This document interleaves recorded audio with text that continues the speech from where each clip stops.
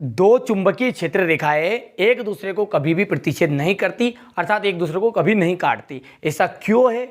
क्या कारण है कि दो चुंबकीय क्षेत्र रेखाएं एक दूसरे को कभी काटेगी नहीं? यदि काट देगी तो क्या होगा, क्या नहीं होगा? आइए थोड़ा सा इसको प्रैक्टिकली रूप में हम कॉपी में समझते हैं, जिससे आपका कॉपी में यानी एग्जाम में किसी भी तरह से प्रश्न आए आप उसे कॉपी में अच्छे से कवर कर पाओगे।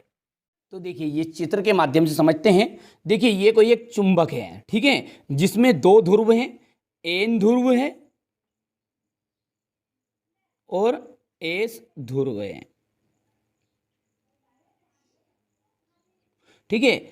एन ध्रुव जो है वहां उत्तर दिशा की ओर संकेत करता है कि ये उत्तर की तरफ है, और एस ध्रुव जो है वो दक्षिण दिशा की ओर संकेत करता है। ध्यान से समझिएगा, यानी कि हर चुंबक में कितने ध्रुव होते हैं? केवल दो चुंबक। भले छोटे से छोटे चुंबक होगी ना तब भी उसमें दो ध्रुव रहेंगे, एक तो उत्तरी ध्रुव, एक दक्षिणी ध्रुव, यानी कि एन ध्रुव और एस ध्रुव, ठीक है। ये बात क्लियर है। अब प्रश्न क्या बोल रहा है कि वो बोल रहा है कि दो चुंबकीय क्षेत्र रेखाएं एक दूसरे को प्रतिच्छेद नहीं करती।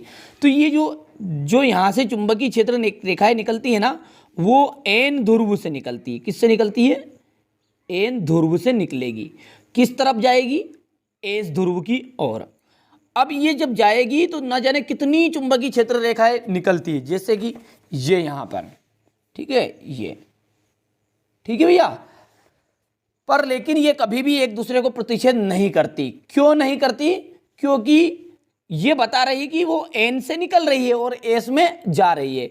यदि ये एक दूसरे को प्रतिच्छेद कर दी, मान के चलिए प्रतिच्छेद कर दी। प्रतिच्छेद करने का मतलब ये है कि एक रेखा इधर से गई और दूसरी रेखा इधर से आती हुई क्रॉस कर गई। तो हम जानते हैं कि हमने कहा है कि केवल एन ध्रुव से ही जाएगी, सारी की सारी। जैसे एन इधर है तो इधर ही इधर ही इधर ही, चाहे नीचे जाएगी तो इधर इधर इधर, ठीक है। एक दूसरे को कभी नहीं काटे, क्योंकि यहाँ पर एस है, यहाँ पर जाके इसमें समाप्त हो गई, ये समाप्त हो गई, ये समाप्त हो गई, ठीक है। तो ये कभी भी एक दूसरे को प्रतिच्छेद नहीं करेगी। अब मान के चलिए सपोज कि इन्होंने एक दूसरे को प्रतिच्छेद कर दिया, यानी एक इधर से आई और एक इधर से आई, तो इसका मतलब ये है कि इसका एक ध्रुव दो दिशाओं को सूचित कर रहा है कि दो दिशाएं हैं। अब जब हम जानते हैं कि केवल एक ध्रुव केवल एक ही दिशा को बताएगा, कहने का मतलब समझ गए आप कि दो चुंबकीय क्षेत्र रेखाएं कभी भी एक दूसरे को नहीं काटती।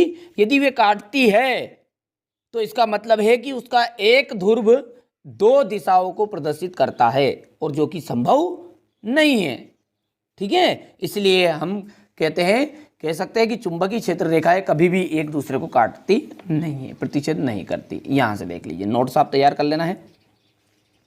दो चुंबकीय क्षेत्र रेखाएं एक दूसरे को कभी प्रतिच्छेद नहीं करती है। यदि वे एक दूसरे को प्रतिच्छेद करती है तो चुंबक का एक ध्रुव दो दिशाओं को सूचित करेगा, जो कि संभव नहीं है।